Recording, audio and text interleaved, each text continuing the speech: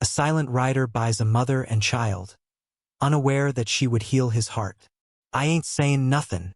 Just don't send me back. The wind tore through the barren plain, dry and merciless, whipping dust into the stoic man's weathered face. He was known only as Elias, a shadow living at the edge of the wilderness, his homestead a solitary blot against the vast, indifferent sky. Every creak of floorboards in his cabin was a sound he knew, every distant howl of a coyote a familiar companion. His days were a rhythmic cycle of chopping wood, mending fences, and tending the small patch of land that grudgingly yielded sustenance. His movements were deliberate, his words fewer than the stones in his dry creek bed. Guilt was an old scar, deeply etched, driving him to this desolate existence, a penance for a past he could not outrun, a personal loss that had hollowed him out until he was but a shell of a man. His eyes, tired and gray, had seen everything, yet registered nothing but the necessary tasks of survival. He lived in a numb state, a protective shroud against the raw pain that threatened to break through. He preferred the wind stinging his skin to any human touch, the weariness in his shoulders a testament to an endurance that felt less like strength and more like a slow, deliberate decay. The silence of the wilderness was his only comfort, broken only by the mundane sounds of his solitary life. Metal clinking on tin as he ate, footsteps in the dust as he walked. He had ridden into town for supplies, a rare necessary venture, drawn by the grim spectacle in the dusty town square. A small crowd had gathered, their faces grim or mocking, their words a low hum of judgment. At the center, bound by rusted chains, stood a woman and a small child.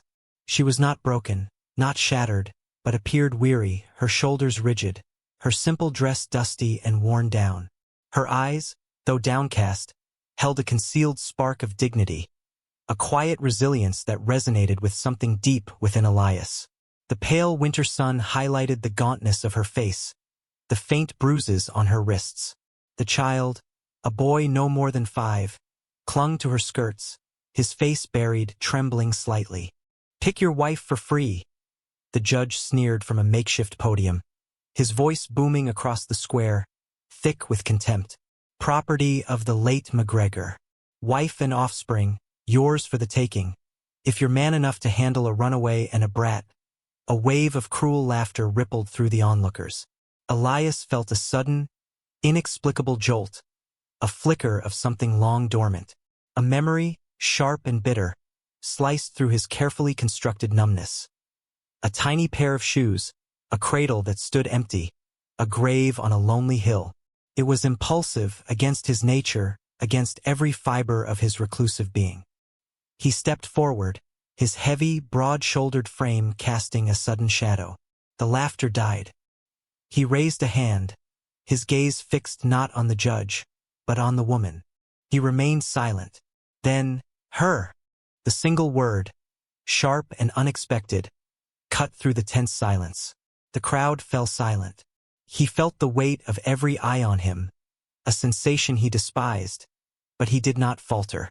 His choice was made. The walk back to his wagon was an ordeal of silent tension. The woman, whose name he learned was Sarah, walked ahead, her chains removed but an invisible shroud of suspicion still around her. The boy, Samuel, clutched her hand, his small face etched with fear, occasionally glancing back at Elias with wide, wary eyes. No words were exchanged, only the crunch of their footsteps in the dust. Elias loaded his meager supplies, then gestured for them to climb into the wagon. Sarah hesitated, her gaze sweeping over his stoic face, searching for something, anything, beyond the blankness. Finding nothing, she lifted Samuel, then climbed in herself, positioning herself as far from Elias as the small space allowed. The journey back to the homestead was long, filled with the vast, empty silence of the plains. The wind continued its mournful song.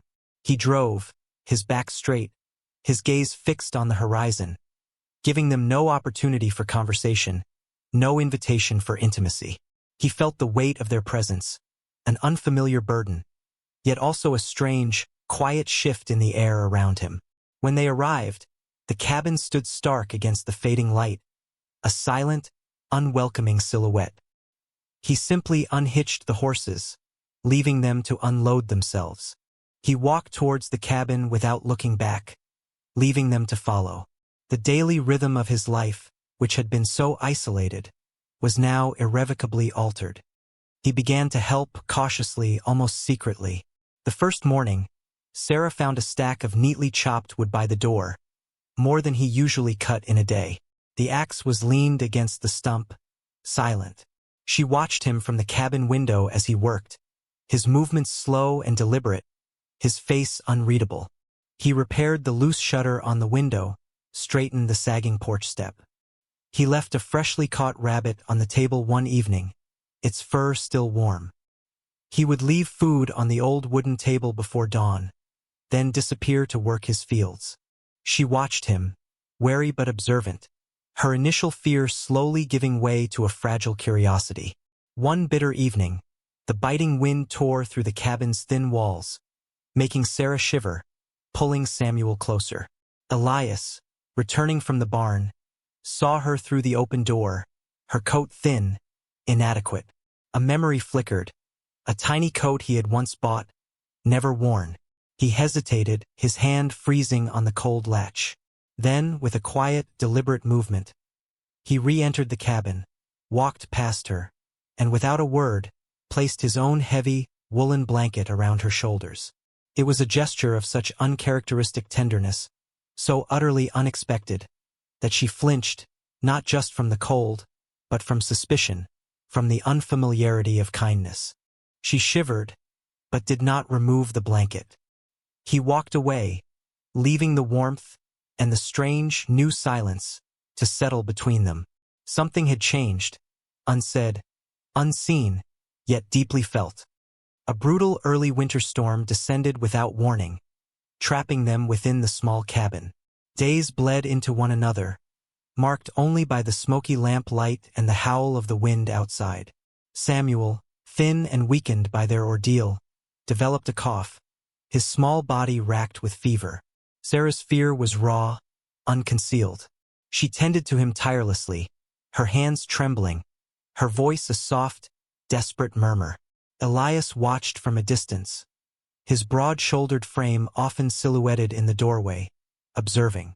He brought her warm water, made strong herbal teas, remedies he knew from his years alone in the wilderness. He moved with a quiet efficiency, his presence a solid, reliable anchor in the escalating storm of her panic. One night, Samuel's breathing grew shallow, ragged. Sarah wept silently, cradling the child, rocking him gently. Elias knelt beside them, his large hand, weathered and earthy, reaching out to gently feel the boy's burning forehead. His touch was unexpectedly gentle. He spoke, his voice low and gruff, a sound she was rarely privy to. He needs warmth, constant warmth. He built up the fire, his movements steady. Then he went to his bunk. He returned with his thick, fur-lined blanket, placing it over Samuel. As the child shivered, Elias sat down, not close, but not distant, a silent sentinel. The hours passed. Sarah, exhausted, eventually leaned her head against the rough-hewn wall, falling into a fitful sleep. When she awoke, Samuel's fever had broken. Elias was still there, sitting vigil, his eyes closed in a light slumber. For the first time, she saw past the stoicism, saw the quiet strength, the hidden compassion. A fragile hope, unsteady but growing, began to stir within her. The incident with Samuel had forged a silent bond, but the outside world remained. Word of Elias's strange purchase had spread, warped and exaggerated. One market day, when Elias and Sarah ventured into town for supplies, a decision Elias made only out of necessity for her and Samuel, the whispers turned to jeers. The same judge from months ago spotted them. He wore a smug smile, his eyes glinting with malice. "Looky here, the silent man and his silent property," he boomed, gathering a crowd. "Still think she's worth the trouble, cowboy? Or has the wildcat learned her place?" People laughed, some openly scornful, others merely curious. Sarah flinched, her head bowing, her hand instinctively reaching for Samuel, who clung tightly to her skirt. Her face burned with humiliation, the bitter taste of past suffering rising in her throat. She lowered her gaze, rigid, trying to make herself small to disappear. The child burrowed into her side. Elias saw the trembling, the raw pain in her eyes. The suppressed fury within him, rarely roused, began to simmer. He felt the familiar weight of his own guilt, the memory of his own failure to protect. He stepped forward, his massive frame shielding Sarah and Samuel from the mocking stares. His back was to her, but she felt the solid defiance emanating from him. He stood broad-shouldered, a quiet, immovable wall. The crowd's taunts faded as he turned slowly to face them, his expression unreadable, yet radiating an undeniable power. His gaze swept over the judge, holding him, cold and unwavering. "She's with me," Elias stated, his voice low, deliberate, cutting through the murmuring crowd. "Not bought." Chosen the words hung in the air, heavy with meaning, a direct challenge. The crowd fell silent, stunned by the quiet force of his declaration. Sarah looked up, tears brimming in her eyes, not of sorrow, but of a profound, unexpected relief.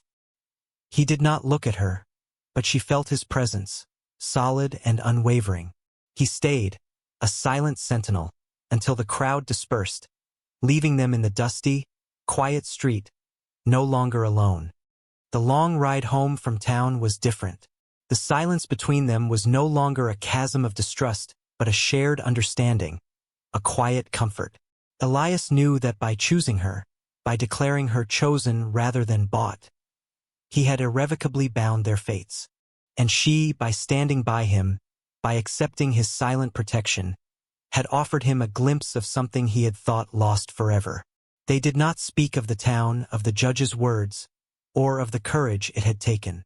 Instead, as the sun dipped below the horizon, painting the slate evening sky in hues of orange and violet, Sarah began to speak of her past, softly, brokenly, a story of hardship and betrayal, of a quiet dignity maintained despite everything. She spoke of her lost family, of the injustices that had led her to that auction block. He listened, his gaze fixed on the darkening road, his silence a deep well of acceptance. He offered no words of pity, only a steady, unwavering presence. When she finished, a heavy quiet settled.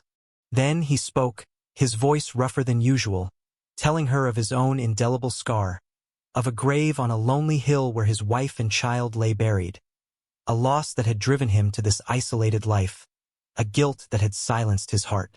He did not elaborate, but the raw emotion in his few words spoke volumes.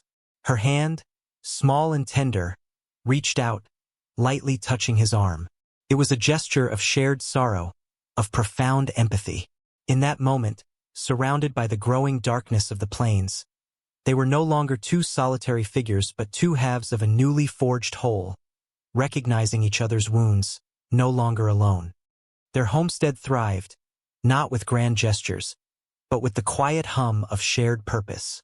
Winter finally passed, giving way to the gentle green of spring, then the warmth of summer. The cabin, once stark and empty, gradually filled with the quiet sounds of a home.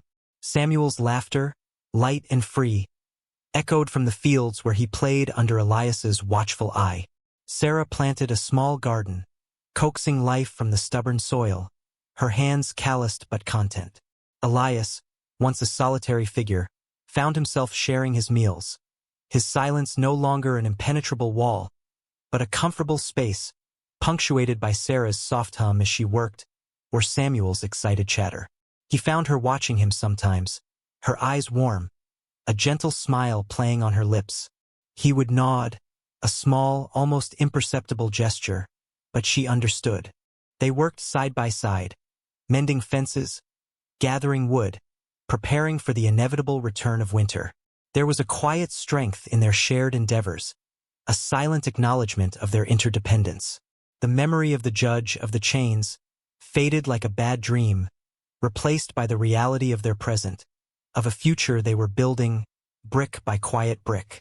Their home, once a refuge from his past, was now a sanctuary for a family. From the dust and silence grew a profound closeness, a trust that ran deeper than words. Love grows where no one looks, in the quiet spaces between heartbeats, in the silent language of shared burdens and unspoken understanding. It thrives not on grand declarations, but on the small, deliberate gestures of care, on the steady presence that withstands the bitter winds of hardship. This story reminds us that true connection isn't bought or sold, but chosen, forged in the crucible of vulnerability and resilience. It is found not in the clamor of the world, but in the quiet dignity of survival, in the courage to offer warmth in a cold world, to heal a wounded heart with tenderness. Elias carved a rocker from a sturdy piece of oak he'd hauled from the distant foothills. His hands, once used only for the harsh necessities of survival, now shaping wood with deliberate care, each cut a testament to the love growing within him. He sanded it smooth, its surface gleaming in the pale light of the smoky lamp. He placed it by the open window, the fresh scent of wood filling the small cabin, mingling with the aroma of Sarah's cooking. The wind, no longer a merciless tormentor, stirred the curtains gently, carrying the faint sound of crickets. Sarah, cradling a sleeping Samuel, sat in it, her eyes meeting Elias's across the room. Her smile was soft, genuine, a silent acknowledgement of their journey.